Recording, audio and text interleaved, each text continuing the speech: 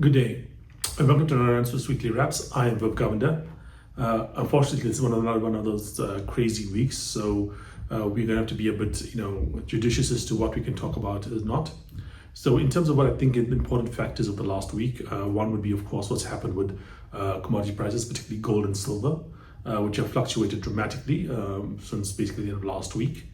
And then in terms of other market news out there, we have to look at some of the earnings results, especially I think we're going to focus on what's come out of Google versus or Alphabet versus some of the other tech companies out there. And then finally, I think we need to pay a little attention to, or let's get an update on what's called Book, which is effectively a social media platform for AI, quite frankly. So let's start off by looking at the gold and silver prices and what's been happening with that, as well as what it means for investors going forward. So unless you've been living under a rock, you know that the gold and silver price fluctuated dramatically at the end of last week, bouncing back this week before wobbling around some levels. So let's just look at why it happened and then look at what it means for investors going forward. Why did it happen? A couple of things. There's firstly, of course, some news around Iran and fears about an attack on Iran. And then there is also the changes at the Federal Reserve for the US and what that might mean for interest rate policy, etc., going forward. We've talked about the Iran situation a number of times. It does appear that right now the US is seriously considering attacking Iran. There were protests earlier this year that depending on the sources, killed tens of thousands of people. And the belief might be in the US administration that you can strike while the iron is hot. That means you take out the leadership of Iran, like it was done in Venezuela, where Nicolas Maduro was arrested / kidnapped. And that might be a way to change the regime, especially when you have this groundswell of anti-government protests that were happening. Now, it does seem the government protests have kind of calmed down a little bit, but I still think that the underlying causes are still there, and therefore the US administration might believe it's possible to do this. Now, what are the dangers for this? Firstly, if you do this and you don't have a quick decapitation and the Iranian regime decides to retaliate, it can retaliate in a number of ways. Most damaging to the world economy is probably closing down the Straits of Hormuz. For the US, the most damaging thing, it might be attacking Israel. Why does the US not think maybe the Straits of Hormuz is that important? I think personally that the US might not be so unhappy with that particular waterway being shut down. Why? It doesn't supply them. It doesn't supply the US. The US, in fact, is a net producer of fossil fuels. So, in fact, the fossil fuels from the Middle East was cut off. It's better for the US because they produce the stuff on net, and therefore the value of their product will go up.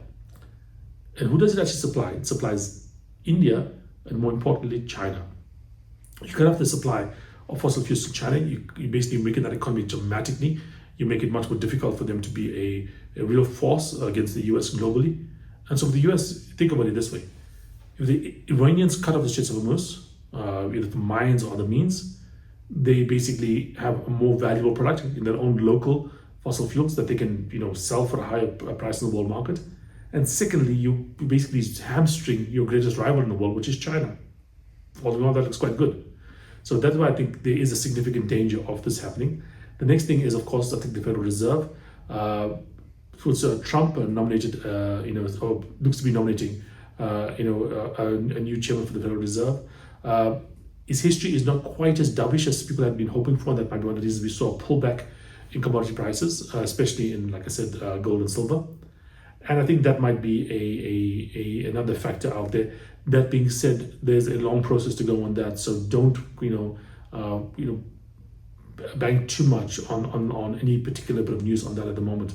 This guy War, I think, is basically someone who has a reasonable expertise, but not, I think, is one of the great economic minds of the last, say, 20, 30 years, like Greenspan was, or Yellen was, or Bernanke was. So you can make of that what you want.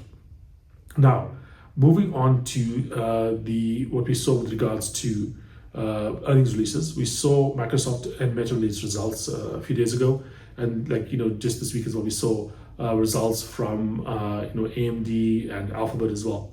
And when it's focused on a couple of things, so we had the Meta results coming out, market liked that. Microsoft results, market did not like that. The difference was about some forecasts, about some usage of cloud, etc. by Microsoft. But then we had the Alphabet results coming out. Now, expectations were for Alphabet to do about $120 billion of capex, about $119 billion of capex over the next year or so. They basically put a number close to $180 to $190 billion. That's about 50% more than the market had been anticipating. Now, why would this be occurring? Well, a couple of reasons. Firstly, Apple and Anthropic, etc., two, I would think, major players in the AI space seem to be keen to use Alphabet's chips, this transformer processing unit, to actually train their AIs. That is a huge deal. It shows that Alphabet is basically, really making headway into the hardware space. And like I said, the hardware space is dominated right now by NVIDIA. A company that's actually more valuable on its own than Alphabet is. If Alphabet is able to get into that space and compete with NVIDIA, I mean, that's a material difference to its share price. So that's one issue. The other issue, I think, is also the fact that belief in AI, what we've been seeing over the last couple of months and so on, seems to be still pretty high. There is no plateauing happening at the moment.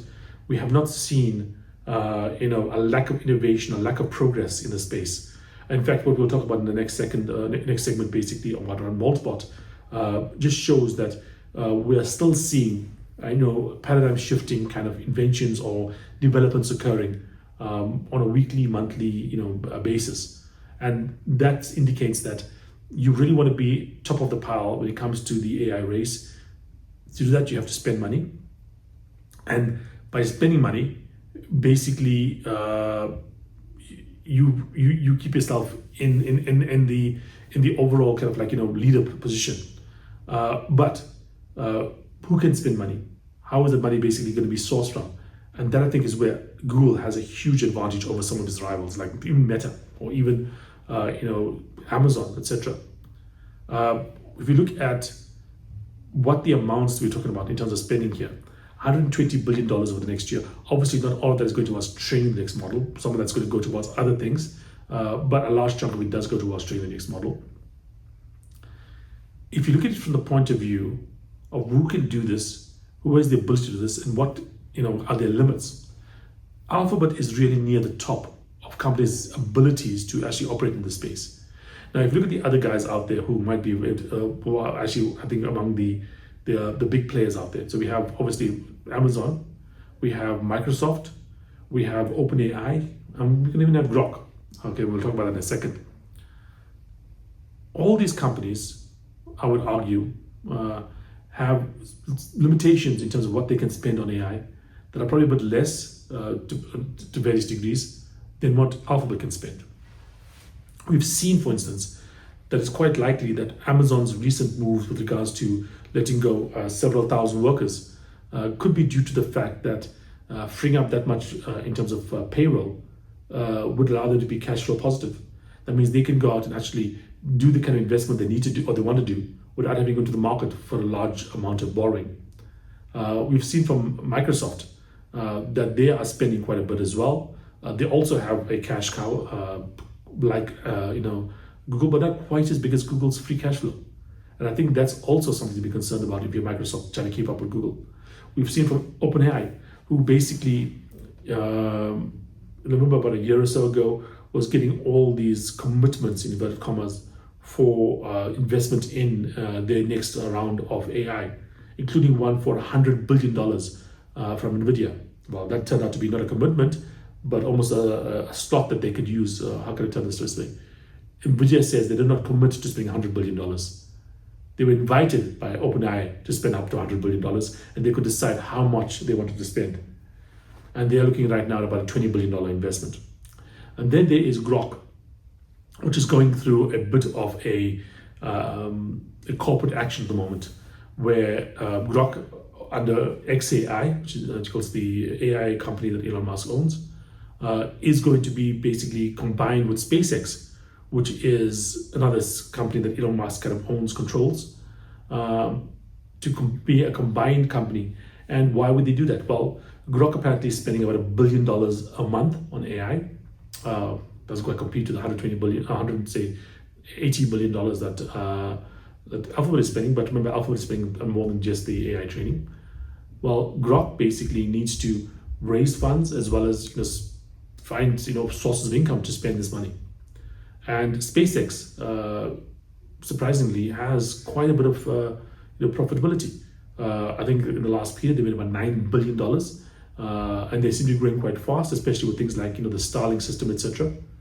So what we're seeing right now is a bit of a run up in terms of spending, where different companies are not actually slowing down, but actually increasing the amount that they plan on spending on AI over the next little while, to such an extent that even the $120 billion being announced or being predicted by analysts is insufficient.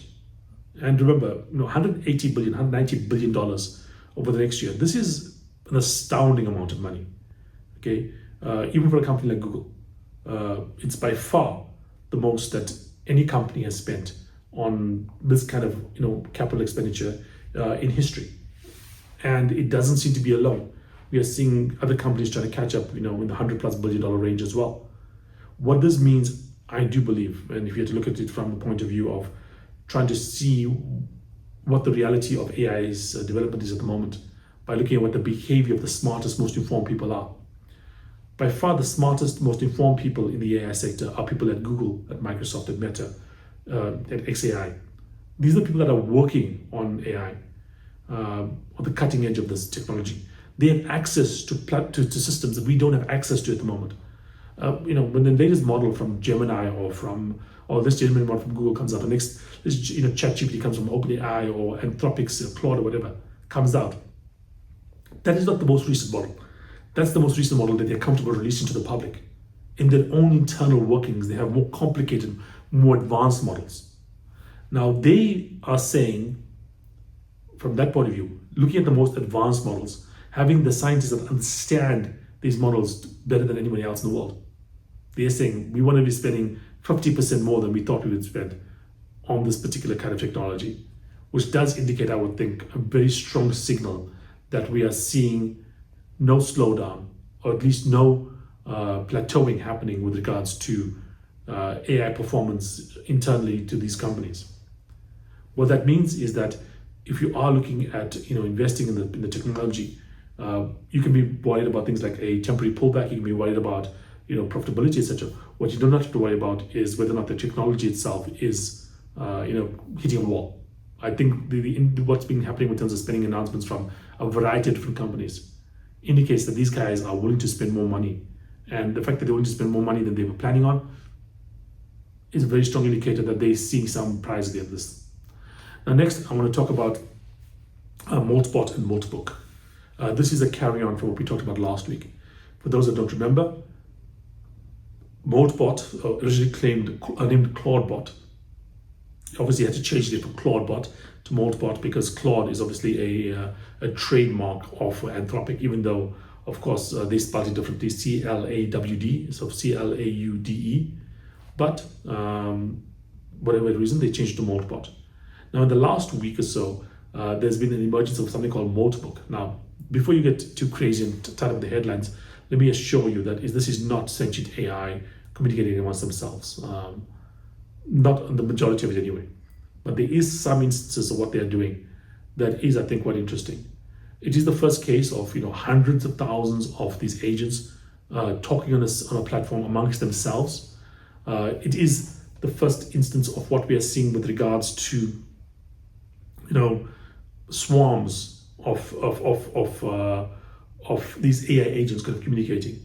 And if we think the future is going to be about AI agents, it won't be about one agent. It won't be about two agents. It will be about every human being having one at least, or maybe multiple agents working on their behalf. Can you imagine 8 billion agents communicating among themselves, trying to coordinate activity, etc. And what we're seeing right now from Moltbot and Moltbook is the first almost petri dish that's going to give us an example of what happens when these things happen. There are stories going out there that are quite scary about these things conspiring against humanity and so on. We're not at that stage yet, though we may be down the line. But I do think that in terms of what's been happening with regards to these systems, it is an indicator of what's going to be, what future's going to look like. And I want to add one more thing. This week we saw Grok, Elon Musk's AI platform's offices in Paris was raided. Why was this? Well, the reason it was raided was because people had used the platform or the Grok tools application to create lewd images of people without their consent, including children. Obviously, this is against the law. And the reason that they're investigating it is because, obviously, if you do something that's against the law using your equipment and you don't, take reasonable measures to stop it, you're partly responsible. But what I want to look at is beyond that. Why is this hitting the headlines in France and so on? It's because it's a public kind of platform. Grok is run off data centers, that are remote, that people have to access by an API, etc. And if you instruct Grok to do something, by definition, the company that owns Grok is going to know about it. However, there are ways to do these kind of things without, running afoul of the authorities.